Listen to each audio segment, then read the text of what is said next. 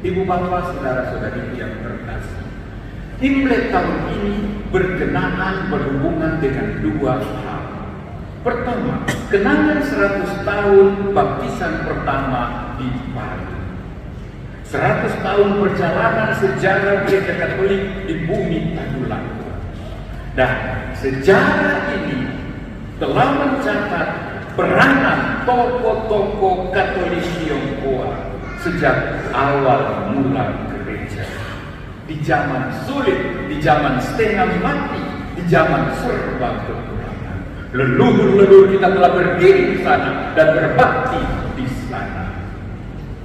Sebelum ada gereja tempat beribadat, adalah rumah seorang Tionghoa, keluarga Lim Kok Ching, yang dipakai menjadi cikal bakal gereja. Ada rumah seorang Tionghoa, Dr. Sui Lai Tong atau Dr. Tapan, yang menjadi penginapan para pastor yang datang dan pergi.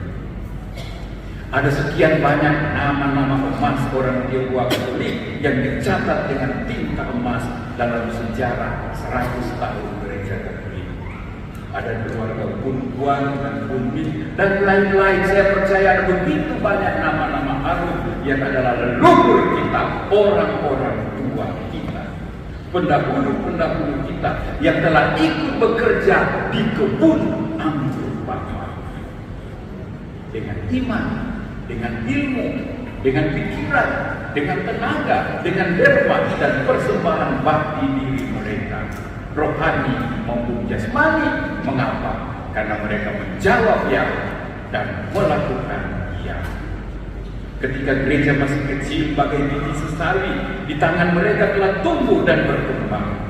Saat ini ketika gereja Palu memasuki usia seabad, adalah tidak lepas dari mereka dan keturunan-keturunannya yang tetap mau menjawab ya dan berbuat ya.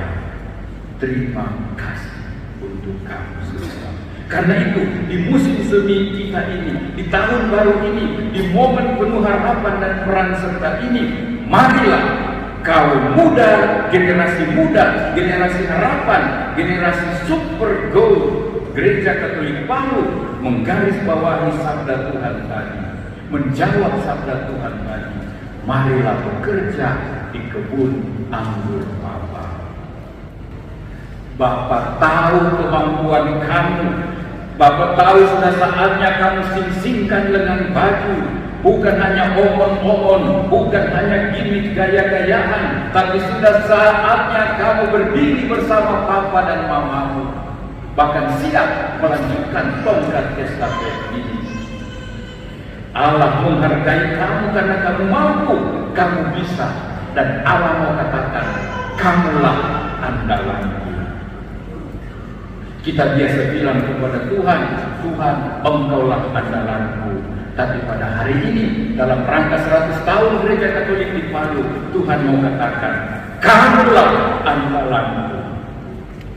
Pastor Will, Pastor Frans, Pastor Theo, Pastor Miki, saya harap kamu sepakat bahwa orang muda kita inilah yang menjadi orang-orang yang Tuhan sapa secara khusus. Bekerjalah di kebun anggur Bapa, kamulah andalanku. Karena itu saya minta Pastor Fikret atas nama uskup, atas nama para pastor yang ada di sini, mohon sama-sama mengatakan pada generasi muda kita di sini, bekerjalah di kebun anggur Bapa, kamu andalanku. Boleh? Satu kali lagi, bekerjalah di kebun anggur Bapa, kamu andalanku. 1, 2, 3.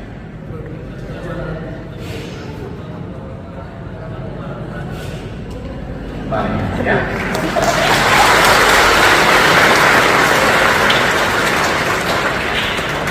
Kalau ada yang tidak dengar, nanti ke dokter THT. Bongkar telinganya. Papa Mama, bahumu yang dulu kekal, legam terbakar matahari, kini mulai tunduk dan membungkuk. Papa Mama, katakanlah pada anak-anakmu Ada di sini atau tidak? Katakanlah, bekerjalah di kebun anggur Bapa, kamu adalah. 1, 2, 3. Bekerjalah di kebun anggur Bapa, kamu adalah. Terima kasih, anak-anak muda. Kamu bukan anak tipe pertama, bukan anak tipe kedua, tapi yang ketiga, yang menjawab ya dan melaksanakan. Maaf, belum selesai. Itu baru pertama.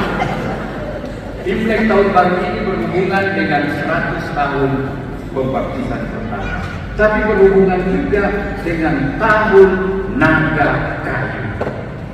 Tapi naga kayu ini sungguh-sungguh naga kayu dari surga, bukan dari pasar kayu. Dari surga, dari Tuhan. Mengapa saya katakan begitu?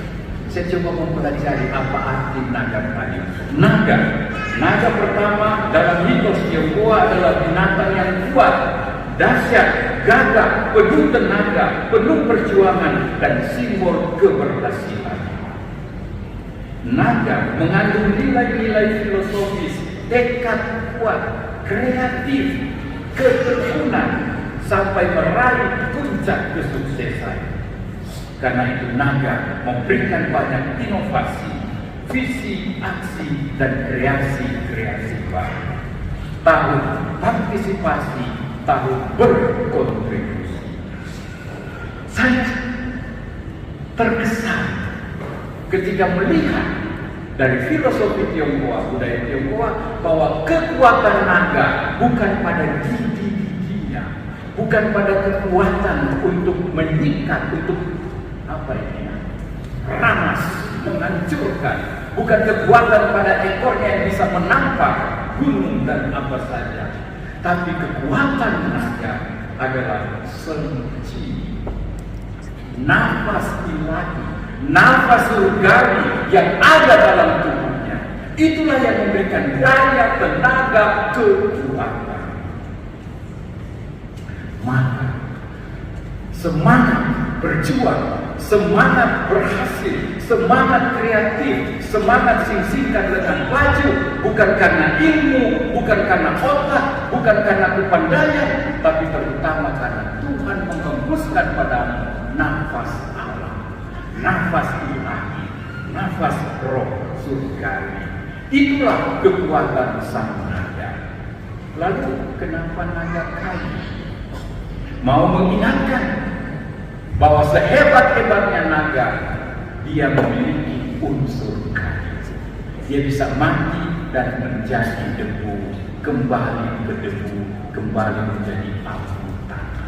Lambang keramputan, lambang kelemahan. Tapi ketika dipakai Allah, dia gagah perkakas, dia gagah luar biasa, dia bisa diandalkan, dia bisa menjadi contoh dan teladan, bekerja atas dasar roh Allah, atas dasar roh suci yang mengalir dan menjiwai dia.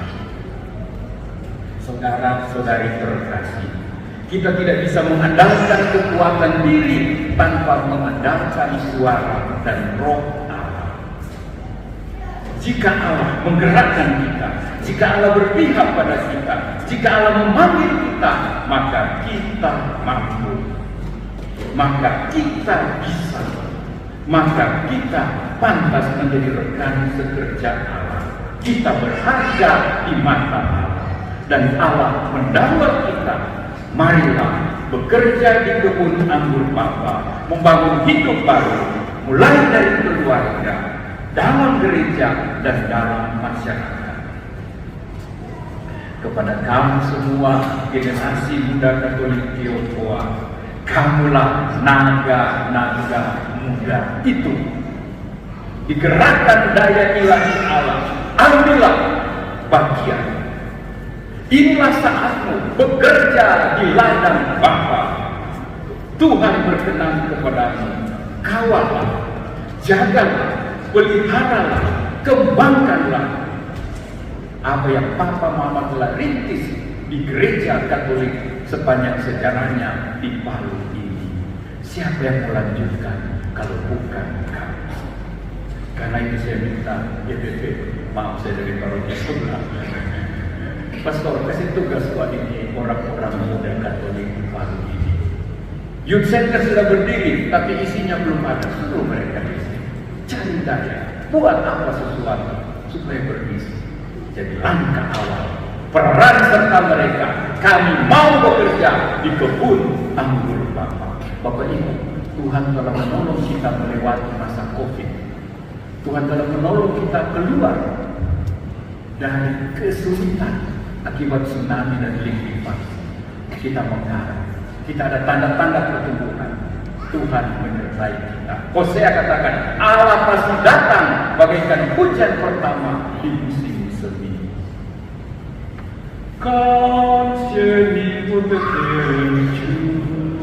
Terima kasih Tuhan.